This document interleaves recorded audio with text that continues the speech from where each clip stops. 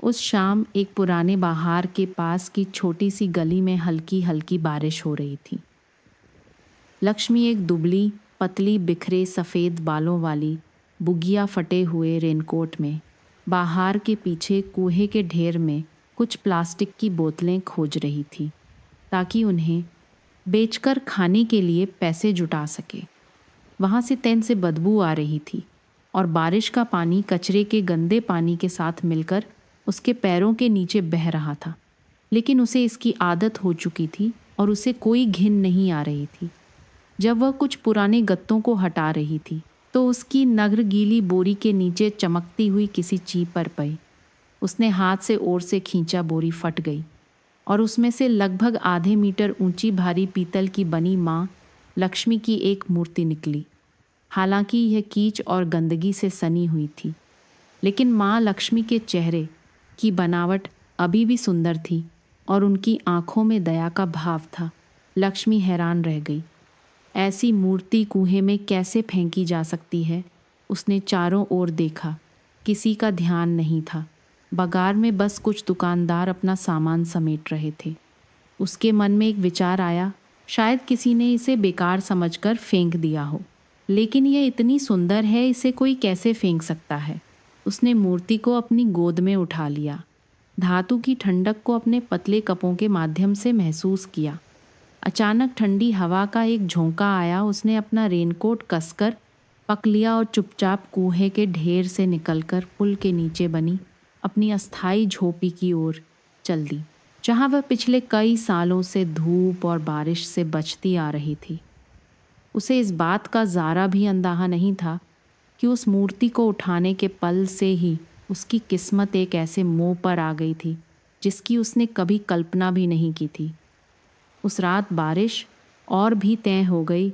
उसकी झोप ही कि टिन की छत पर पानी की बूंदों की आवाज़ जोर से आ रही थी।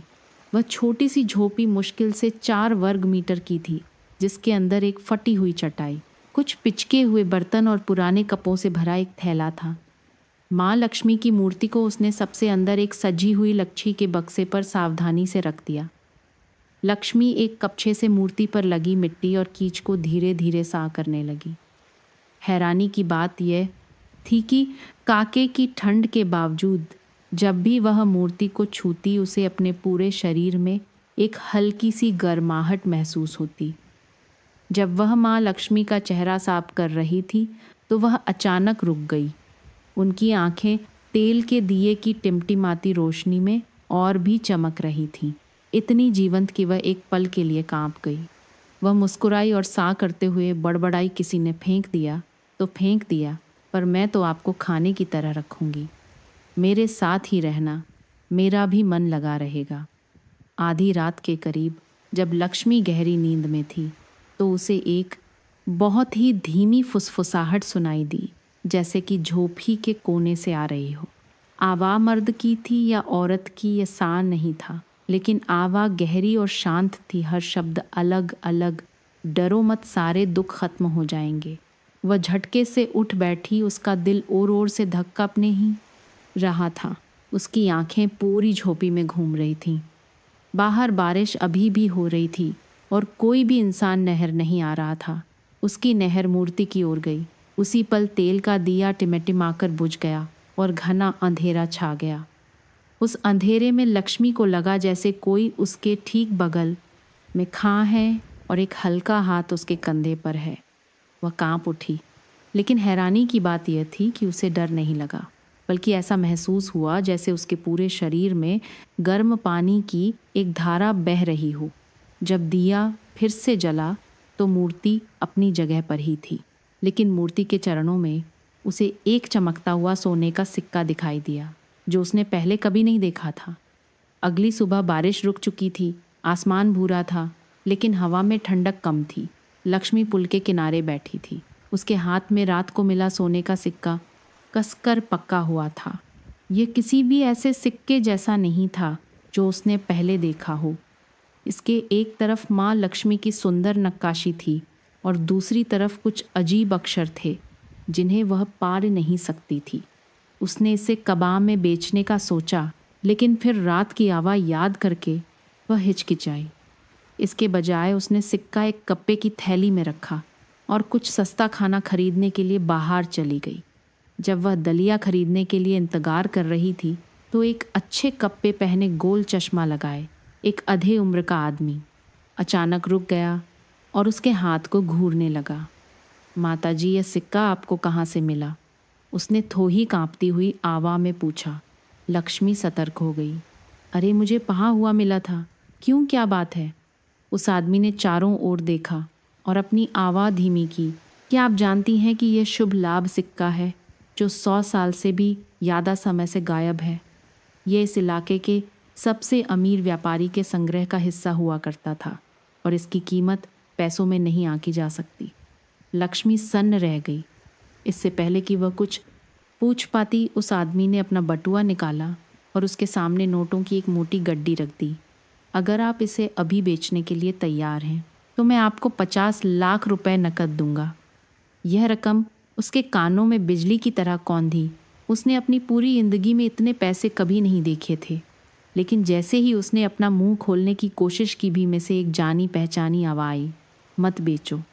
वह पीछे मुई, वहाँ कोई नहीं था, लेकिन वह जानती थी कि यह वही फुसफुसाहट थी जो उसने रात में सुनी थी। लक्ष्मी बाजार के बीच में मूर्ति की तरह खजी रह गई। उसकी आंखें ग्राहक के हाथ में नोटों की मोटी गड्डी पर थीं और कानों में वही आवाज़ गूंज रही थी, मत बेचो। उसका दिल और ओर से धकने लगा। एक तरफ इतने पैसे थे जो उसकी ज़िंदगी बदल सकते थे और दूसरी तरफ उस रहस्यमयी आवाज़ से एक अस्पष्ट लेकिन शक्तिशाली एहसास था। क्या हुआ माताजी? उस आदमी ने भौहें से कोई। यह सबसे ज़्यादा कीमत है जो मैं दे सकता हूँ। अगर आप हिचकिचाएंगी तो मैं किसी और को ढूंढ लूँगा। लक्ष्मी ने सिक्के को अपनी मुट्ठी में कस लिया और अचानक उसकी हथेली आग की तरह जलने लगी। यह एहसास इतना तय हो गया कि उसने नोटों की गड्डी छोड़ दी और एक कदम पीछे हट गई। माँ करना, मैं नहीं बेचूंगी। उस आदमी ने आंखें फाँक कर देखा और फिर फीकी हंसी हंसा, आप पछताएंगी, यह कहकर वह चला गया। लेकिन जाते जाते उसने एक रहस्यमयी नहर से उसे देखना नहीं भूला।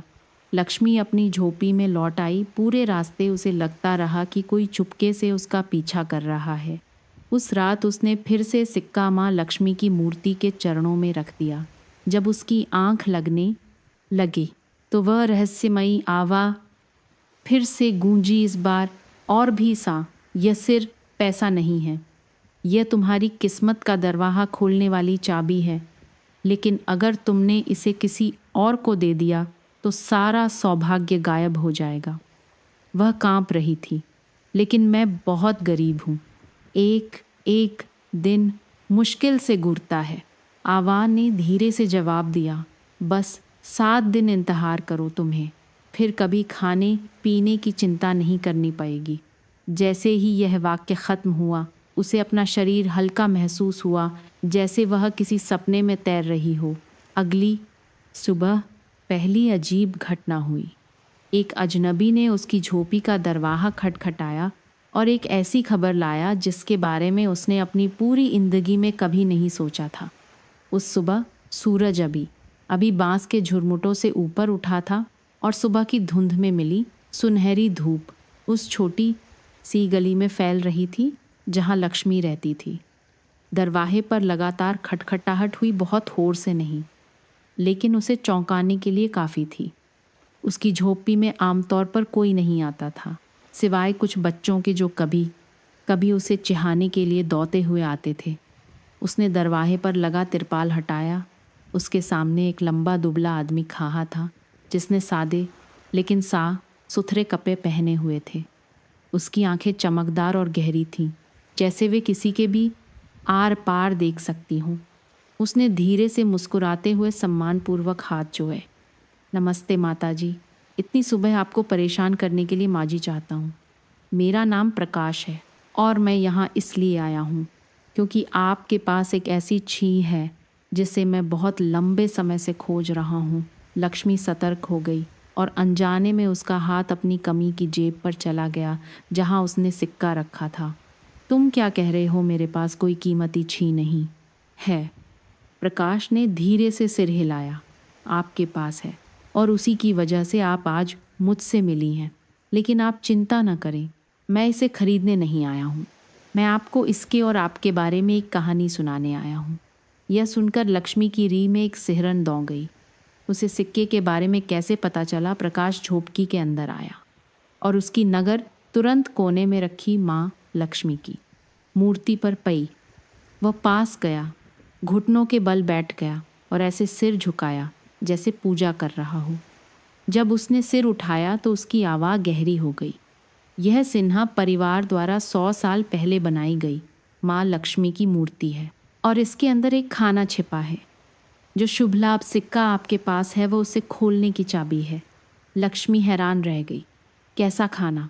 मैं तो सिर कूगा बीनने वाली हूँ, मेरा इससे क्या लेना देना? प्रकाश ने उसे बीच में ही टोक दिया। उसकी आंखों में गंभीरता थी। हर चीज का एक कारण होता है। यह सिक्का सिर्फ चुने हुए व्यक्ति को ही दिखाई देता है। मुझे विश्वास है कि आपकी किस्मत इससे जूही हुई है, लेकिन इसी वजह से कुछ लोग इसे छीनने की हर कोशिश करेंगे। अगर आप मुझ पर विश्वास करती हैं तो मैं आपकी रक्षा करूंगा और आपको उस जगह ले जाऊंगा जहां यह सिक्का इशारा कर रहा है। लक्ष्मी ने सिक्के को कसकर पक लिया। उसके मन में सवालों का सैलाब उमड़ा। उसने प्रकाश की आंखों में देखा और उसे बगार वाले आदमी की तरह लालच नहीं बल्कि कुछ गंभीर और क्रूरी लगा। वह जगह कहाँ है जहाँ सिक्का इशारा कर रहा है? उसने धीरे से पूछा। प्रकाश रहस्यमयी ढंग से मुस्कुराया। एक खाना जो 100 साल से भी ज़्यादा समय से दन है, और यह उन 7 दिनों की शुरुआत है जो आपकी पूरी जिंदगी बदल देंगे। उसी पल बाहर से कदमों और अजीब आवाज़ें आने लगीं, जैसे कोई झोपड़ी के आसपास कुछ खोज रहा हो। प्रकाश ने तुरंत चुप रहने का इशारा किया। उसकी आंखें तेज हो गईं। वे यहाँ पहुँच गए हैं। कदमों की आहट और भी सा होती जा रही थी, साथ में धीमी फुसफुसाहट भी थी। लक्ष्मी ने अपनी सांस रोक ली और झोपड़ी के एक कोने में दुबक गई, जबकि प्रकाश ने जल्दी से दरवाजे पर लगे तिरपाल को खींच दिया। सिर देखने के लिए एक छोटी सी दरार छोड़ दी। बाहर 2 अजनबी आदमी दिखाई दिए। दोनों ने काली जैकेट और टोपी पहन रखी थी जो उनके चेहरे को लगभग ढक रही थी। एक के हाथ में लोहे की रॉड थी और वह चलते चलते आसपास के ड्रमों और कचरे की बोरियों पर उसे मार रहा था। दूसरा आदमी होंठ पके हुए था और लगातार स्क्रीन पर देख रहा था, फिर अपनी नज़रें उस इलाके में घुमा रहा था जैसे कुछ खोज रहा हो। मुझे यकीन है कि वह यहीं है। एक की आवाज़ भारी थी। सावधान रहना। बाहर वाले आदमी ने कहा था कि उस बूगिया के पास सिक्का घूर है, किसी को अपना चेहरा मत दिखाना। दूसरे ने जवाब दिया। आवाज़ धीमी थी, लेकिन प्रकाश और लक्ष्मी के कानों तक पहुंचने के लिए काफ़ी थी। लक्ष्मी का दिल ओर से धक रहा था। उसके हाथ कांप रहे थे। वे सिक्के के बारे में जानते हैं, उसने फुसफुसाया। प्रकाश ने उसके कंधे पर हाथ रखा। आवाज़ शांत थी, लेकिन आंखें अभी भी सतर्क थीं। मैंने कहा था कि कुछ लोग इसे पाने की हर कोशिश करेंगे। मेरी बात सुनिए, दरवाज़ा बिल्कुल मत खोलना। दोनों अजनबी झोपड़ी के पास आने लगे। एक ने झुककर तिरपाल की दरार से अंदर देखने की कोशिश की, लेकिन ठीक उसी पल प्रकाश ने ओर से खांसने का नाटक किया और जानबूझकर पीछे रखे एक लोहे के ड्रम पर ओर से लात मारी, जिससे एक बही आवाज़ हुई। वे चौंककर पीछे हटे। उन्हें लगा कि कोई आ रहा है और वे जल्दी से पीछे हटकर अलग अलग दिशाओं में खोजने लगे। अगर वह नहीं मिलती है तो आज रात वापस आएंगे, एक ने कहा। फिर दोनों एक छोटी सी गली में गायब हो गए। शांति लौट आई, लेकिन तरे की गंध अभी भी हवा में थी। लक्ष्मी चटाई पर धम्म से बैठ गई। ठंड के बावजूद पसीने से भीग गई थी। वे इतना क्यों पीछे पिए? उसने पूछा। आवा अभी भी कांप रही थी। प्रकाश माँ लक्ष्मी की मूर्ति को घूरता रहा, क्योंकि जिस खाने तक यह सिक्का ले जाता है वह सिर्फ पैसों का नहीं है। उसमें ऐसे रहस्य भी हैं जो अगर गलत हाथों में पा गए तो तबाही मचा देंगे। वह रुका और फिर बोला, उनके वापस आने से पहले हमें यहाँ से तुरंत निकलना होगा। और मुझे ज़रूरत है कि आप माँ लक्ष्मी की मूर्ति भी साथ ले चलें, क्योंकि ये और सिक्का एक ही हैं। लक्ष्मी हिचकिचाई, लेकिन जब उसे रात की आवा और 7 दिनों में ज़िंदगी बदलने का वादा याद आया तो उसने धीरे से सिर हिला दिया। शाम ढलते ही प्रकाश उसे एक पगडंडी के रास्ते शहर के बाहर ले गया, लेकिन उन्हें पता नहीं था कि उनसे ज़्यादा दूर नहीं 2 काली परछाइयाँ अभी भी उनके हर कदम पर नर रखे हुए थीं, मौहे का इंतजार कर रही थीं। उस शाम नदी से आने वाली हवा बर्फीली थी और उदास आसमान रात में होने वाली बारिश का संकेत दे रहा था। प्रकाश लक्ष्मी को घुमावदार गलियों से ले गया, मुख्य सड़कों से बचते हुए। उसने माँ लक्ष्मी की मूर्ति वाले कफे के बंडल को कसकर पक रखा था और सिक्का अपनी छाती के पास एक जेब में बांध रखा था। हम कहाँ जा रहे हैं? उसने धीरे से पूछा। उत्तर की ओर शांतिगिरी पहाड़ी पर। वहाँ एक पुराना वीरान मंदिर है जहाँ इस सिक्के की कहानी शुरू हुई थी। प्रकाश ने जवाब दिया। उसकी आंखें सामने के रास्ते से नहीं हटी। उन्होंने दिन की आखिरी बस पकी और सबसे पीछे वाली सीट पर बैठ गए। लक्ष्मी खिड़की के पास सिमट कर बैठ गई और धीरे धीरे सिक्के को सहलाने लगी। ढलते सूरज की रोशनी में उसकी पीली चमक और भी गर्म लग रही थी। आधी रात को बस एक छोटे से पेट्रोल पंप पर रुकी ताकि लोग आराम कर सकें। लक्ष्मी अपना चेहरा धोने के लिए शौचालय में गई। जैसे ही वह बाहर निकली, उसने अचानक एक काली जैकेट और टोपी पहने एक आदमी को एक खंभे से टिके हुए देखा जो उसे घूर रहा था। उसकी नक्शमी की रीख में एक सिहरन दौहा दी। यह उन्हीं 2 लोगों में से एक था जो सुबह उसकी झोपड़ी के आसपास घूम रहे थे। उसने वापस जाकर प्रकाश को ढूंढने का सोचा, लेकिन तभी उस आदमी ने अपना फोन निकाला, जल्दी से कुछ मैसेज टाइप किए और अंधेरे में गायब हो गया। जब बस फिर से चली तो उसने घबराते हुए प्रकाश को यह बात बताई। उसने भौहें सिकोई। तो वे अभी भी हमारा पीछा कर रहे हैं। हम सीधे शांतिगिरी नहीं जा सकते। उसने एक सुनसान बस स्टॉप पर उतरने के लिए कहा और फिर उसे एक खाली खेत से पैदल ले गया। आसमान में घना अंधेरा था। सिर उसकी टॉर्च की रोशनी ही रास्ता दिखा रही थी। कीहों की झींगुर और सुनसान पेहों से गुरती हवा की सरसराहट की आवाज़ें आ रही थीं। आधी रात के करीब जब वे एक पुराने बरगद के पेड़ के नीचे आराम करने के लिए रुके तो लक्ष्मी को अचानक महसूस हुआ कि माँ लक्ष्मी की मूर्ति वाला बंडल धीरे से कांप रहा है, जैसे कोई अंदर से खटखटा रहा हो। वह चौंककर उसे खोला। मूर्ति वैसी ही थी, लेकिन माँ लक्ष्मी की आंखों में एक अजीब सी चमक थी और उसकी जेब से सिक्का मीन पर गिर गया। एक चक्कर लगाकर खां हो गया और सीधे उत्तर दिशा की ओर इशारा करने लगा। प्रकाश ने देखा और उसका चेहरा गंभीर हो गया। यह रास्ता दिखा रहा है, हमें तुरंत चलना होगा और बिल्कुल पीछे मुड़कर नहीं देखना है। लेकिन जैसे ही वे आगे बढ़े, दूर से शिकारी कुत्तों के ओर से भौंकने की आवाज़ आई, जो यह संकेत दे रही थी कि पीछा करने वाले पहले से कहीं ज़्यादा करीब आ चुके हैं। कुत्तों के भौंकने की आवाज़ ने रात की खामोशी को चीर दिया। साथ में तेजी से आते दमों और हथियारों के टकराने की खनक भी सुनाई दे रही थी।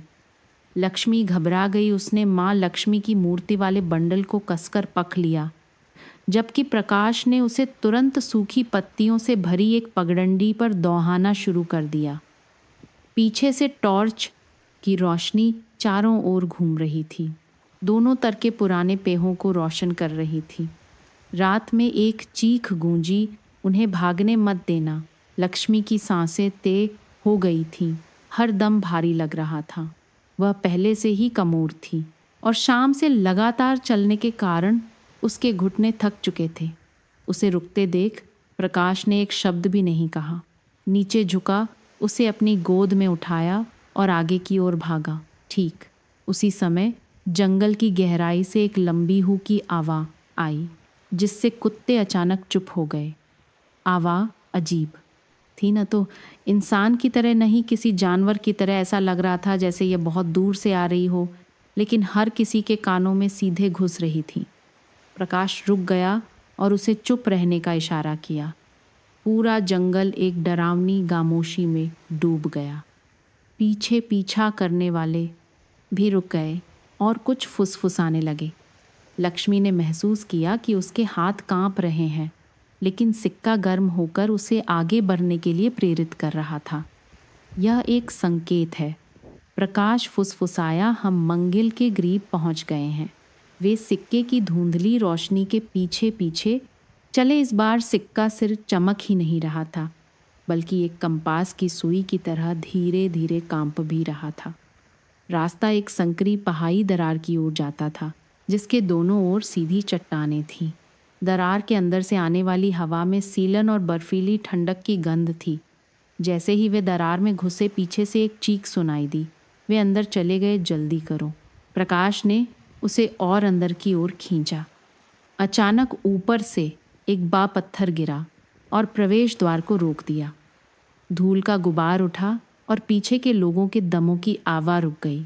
धूल के बीच लक्ष्मी को लगा कि उसने भूरे कपड़े पहने, सिर पर टोपी लगाए एक व्यक्ति की छाया देखी, जो चट्टान के ऊपर खड़ा होकर उन्हें देख रहा था और फिर गायब हो गया।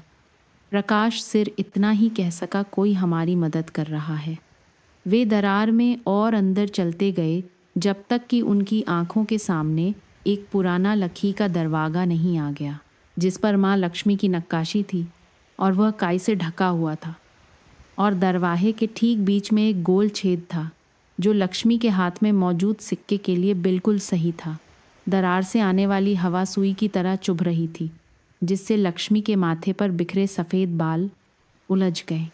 वह काई से ढके उस लकड़ी के दरवाजे के सामने खड़ी थी। उसके कांपते हाथों में सिक्का था। दरवाजे के बीच का गोल छेद इतना सटीक था कि उसे लगा कि यह सिक्का सिर उसी जगह पर लगने के लिए बना है। प्रकाश ने धीरे से कहा, इसे अंदर डालिए। लेकिन एक बार यह खुल गया तो हम पहले की तरह वापस नहीं जा पाएंगे। उसने अपना गला सा किया, रात की आवाज़ को याद करते हुए। 7 दिनों में तुम्हें खाने पीने की चिंता नहीं रहेगी। यहाँ आकर वह जान गई थी कि वह रुक नहीं सकती। उसने सिक्के को गोल छेद में लगाया। एक सूखी कट की आवाज़ आई, फिर दरवाज़ा धीरे से कांपा और धूल गिरने लगी। धीरे धीरे दरवाज़ा खुला और अचानक एक गर्म हवा का झोंका बाहर आया, जिसने दरार की ठंडक को मिटा दिया। अंदर एक संकरा गलियारा था, जिसके दोनों ओर पत्थर की दीवारों पर लगे तेल के दियों से पीली रोशनी आ रही थी। अजीब बात यह थी कि दिए अभी भी जल रहे थे, हालांकि ऐसा लग रहा था कि यह जगह दशकों से वीरान पई है। लक्ष्मी और प्रकाश अंदर चले गए। उनके पीछे दरवाज़ा बंद होने की भारी आवाज़ आई, जैसे बाहर निकलने के सारे रास्ते कट गए हों। वे कुछ मीटर और अंदर गए तो गलियारा एक बाह्य कमरे में खुल गया।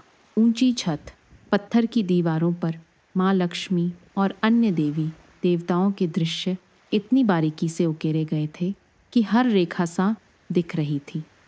कमरे के ठीक बीच में एक बाह पत्थर का चबूतरा था, जिस पर सोने की किनारी वाला एक लाल लकड़ी का संदूक रखा था, जिस पर कमल के फूल की नक्काशी वाला पीतल का ताला लगा था।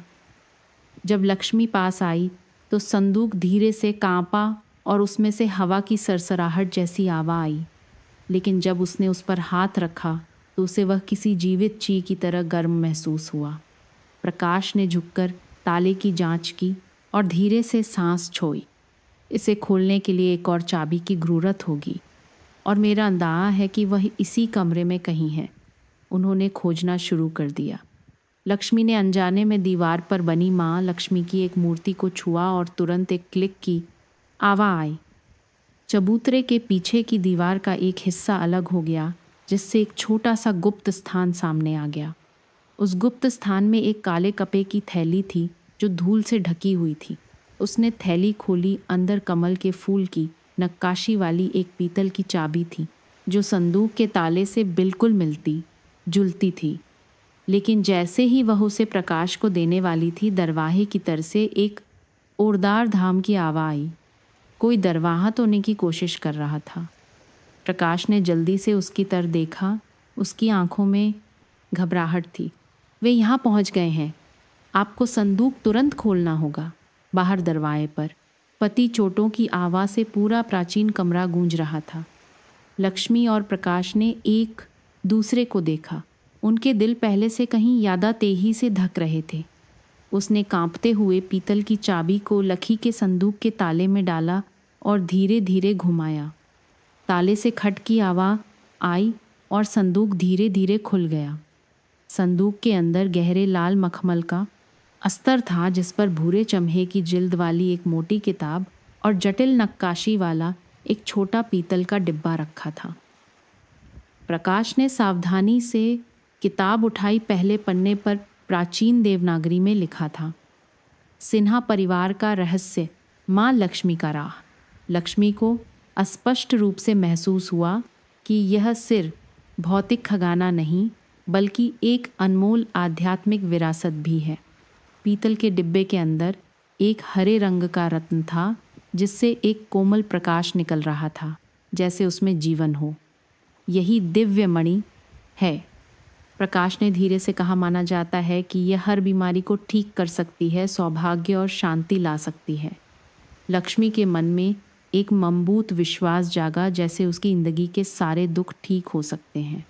अचानक बाहर दरवाजे की आवाज़ और भी तेज हो गई। साथ में गुर्राने और भारी दमों की आवाज़ें भी आने लगीं। चाकू और लाठियां लिए हुए लोग अंदर घुस आए। उनकी आंखें क्रूर थीं। प्रकाश ने उसे पीछे हटने का इशारा किया। सावधानी से रखना लक्ष्मी, यह सिर्फ पैसा नहीं बल्कि एक मिशन है। टकराव शुरू हुआ। पीछा करने वाले क्रूरता से आगे बढ़े, लेकिन जैसे ही वे कमरे में घुसे, हरे रत्न से निकलने वाली रोशनी फैल गई, जिससे माहौल अजीब तरह से शांत हो गया। एक अदृश्य शक्ति ने जैसे उनके पैर रोक दिए, जिससे कई लोगों को रुकना पड़ा। वे हैरानी से रत्न को देख रहे थे। कुछ कांप रहे थे और कुछ तो गिर भी पड़े। लक्ष्मी सीधी खड़ी थी, रत्न को कसकर पके हुए। उसे अपने अंदर एक कोमल और चमत्कारी शक्ति महसूस हो रही थी, जो उससे फैल रही थी। प्रकाश ने फुसफुसाया, यह माँ लक्ष्मी का चमत्कार है, यह वह आशीर्वाद है जो आपको दिया गया है। इसे संभाल कर रखना, क्योंकि यह आपकी जिंदगी को हमेशा के लिए बदल देगा। 7वें दिन भूरा आसमान आने वाले तूफान का संकेत दे रहा था। लक्ष्मी और प्रकाश पुराने शांतिगिरी मंदिर के सामने खड़े थे, जो कभी उनकी चमत्कारी यात्रा का शुरुआती बिंदु था। यह जगह न सिर मिलाने वाले तूफान का खाना छिपाए हुए थी, बल्कि पवित्र दिव्य मणि की रक्षा के लिए आविरी युद्ध का मैदान भी थी। अचानक अंधेरे से टोपी पहने हुए जाने पहचाने आदमी की छाया अपने गिरोह के साथ दिखाई दी। यह वही बागार वाला आदमी था जिसने उसे 50 लाख रुपए की पेशकश की थी, और अब उसने रत्न को छीनने के लिए एक समूह इकट्ठा कर लिया था। उसकी आंखें ठंडी और लालची थीं। अब समय आ गया है कि तुम वह चीज लौटा दो जो तुम्हारी नहीं है, उसने गुर्राते हुए कहा। लक्ष्मी डरी नहीं, उसकी आंखें दृढ़ता से चमक रही थीं। यह मणि किसी एक व्यक्ति को अमीर बनाने के लिए नहीं, बल्कि सबकी मदद करने के लिए है। मैं तुम लोगों को इसे छीनने नहीं दूंगी। तनावपूर्ण माहौल के बीच टकराव शुरू हो गया। प्रकाश और लक्ष्मी एक साथ खजे थे। रत्न से एक कोमल लेकिन शक्तिशाली हरी रोशनी निकल रही थी, जैसे कि दोनों को क्रूर हमलों से बचाने के लिए एक सुरक्षा कवच हो। इस बीच पीछा करने वाले लगातार हमला कर रहे थे, लेकिन एक एक करके वे रत्न की रोशनी से चौंधिया गए और दिशाहीन हो गए। कई लोगों को पीछे हटना पड़ा, कुछ तो उस आध्यात्मिक शक्ति को सहन न कर पाने के कारण गिर पड़े। उसी बीच लक्ष्मी को रहस्यमयी आवाज़ के शब्द याद आए, 7 दिन में तुम्हारी जिंदगी बदल जाएगी। उसने धीरे से मणि को ऊपर उठाया और मन ही मन माँ लक्ष्मी का जाप किया। एक शक्तिशाली ऊर्जा निकली जिसने पूरे मंदिर क्षेत्र को ढक लिया, जिससे पेड़ पौधे हिलने लगे और हवा पहले से कहीं ज़्यादा तेज चलने लगी। दुश्मनों का समूह घबरा गया और वे शांतिगिरी पहाड़ी पर शांति छोकर भाग गए। प्रकाश मुस्कुराया, आपने सिर्फ शक्ति से नहीं बल्कि अपने दयालु हृदय और मजबूत विश्वास से जीत हासिल की है। लक्ष्मी ने आकाश की ओर देखा, उसका दिल कृतज्ञता से भर गया। मणि और माँ लक्ष्मी की मूर्ति अब सिर्फ खाना नहीं थे, बल्कि जीवन, विश्वास और आशा के प्रतीक बन गए थे। शांतिगिरी के पुराने मंदिर में हुए तनावपूर्ण टकराव के बाद लक्ष्मी एक बिल्कुल नए दृष्टिकोण के साथ अपने गांव लौटी। एक गरीब भिखारिन से वह अब लोगों के दिलों में आशा और करुणा का प्रतीक बन गई थी। जैसे ही वह वापस आई, गांव वाले सम्मान और प्रशंसा के साथ उसके चारों ओर जमा हो गए। उसने दिव्य मणि की शक्ति का उपयोग जरूरतमंदों की मदद करने, बच्चों का इलाज करने, टूटे फूटे घरों को फिर से बनाने में मदद करने और साथ ही लोगों को पर्यावरण की रक्षा करने और पारंपरिक संस्कृति को बनाए रखने के लिए प्रेरित करना शुरू कर दिया। लक्ष्मी ने बच्चों को करुणा, प्रकृति के साथ सद्भाव में रहना सिखाने के लिए सभाएं आयोजित की और माँ लक्ष्मी की कहानी सुनाई, जिन्होंने सबसे कठिन दिनों में उसकी रक्षा की थी। प्रकाश उसका वफादार साथी बन गया, जो सभी कामों के प्रबंधन में उसकी मदद करता और उन कीमती रहस्यों की रक्षा करता जो उन्होंने खोजे थे। धीरे धीरे छोटा सा गांव कई तीर्थयात्रियों के लिए एक गंतव्य बन गया, जो जीवन में विश्वास और सांत्वना की तलाश में थे। पत्रकार और परोपकारी लोग भी आए, जिन्होंने लक्ष्मी के प्रयासों को सराहा और समर्थन दिया। हालांकि वह हमेशा सभी को याद दिलाती थी कि असली ताकत भौतिक चीज़ों में नहीं, बल्कि हर व्यक्ति के दिल और दृढ़ संकल्प में होती है। उसके लिए जो नई जिंदगी खुली, वह सिर्फ भौतिक धन की नहीं, बल्कि आध्यात्मिक समृद्धि की भी थी। वह जानती थी कि यह यात्रा अभी शुरू हुई है और वह और भी बहुत से लोगों के लिए प्रकाश और आशीर्वाद लाना जारी रखेगी। हालांकि लक्ष्मी का जीवन बदल गया था, लेकिन चुनौतियां अभी कम नहीं हुई थीं। जैसे जैसे उसके और दिव्य मणि के बारे में बरें फैलीं, कई बुरी तातें इस पवित्र गाने पर न गाने लगीं। शहर से कुछ अजनबी लोग आए, जो चालाकी भरी बातें लेकर आए और उसे मणि के मूल्य का व्यावसायिक उपयोग करने के लिए सहयोग करने का प्रस्ताव दिया। उन्होंने उसे सही रास्ते से भटकाने के लिए पैसे, तात और यहाँ तक कि मानसिक धमकियों का भी इस्तेमाल किया। लक्ष्मी हिली नहीं, वह समझ गई थी कि अपने मिशन की पवित्रता बनाए रखने के लिए उसे और भी मजबूत बनना होगा। इसके अलावा समुदाय के भीतर भी कुछ लोग थे जो उस पर शक और ईर्ष्या करते थे, यह सोचते हुए कि वह गांव वालों के विश्वास का गायदा उठा रही है। उसे धैर्यपूर्वक समझाना, मनाना और अपने कामों से साबित करना पा। इस बीच प्रकाश लगातार पुरानी किताब और रिवजाने के बारे में लिखे गए लेखों का अध्ययन करता रहा और उसने पाया कि मणि सिर्फ एक उपचार करने वाली वस्तु नहीं थी, बल्कि एक विशाल ऊर्जा स्रोत की चाबी भी थी, जो इस पूरी भूमि को बदल सकती थी। लेकिन अगर यह लत हाथों में पड़ जाती तो तबाही भी ला सकती थी।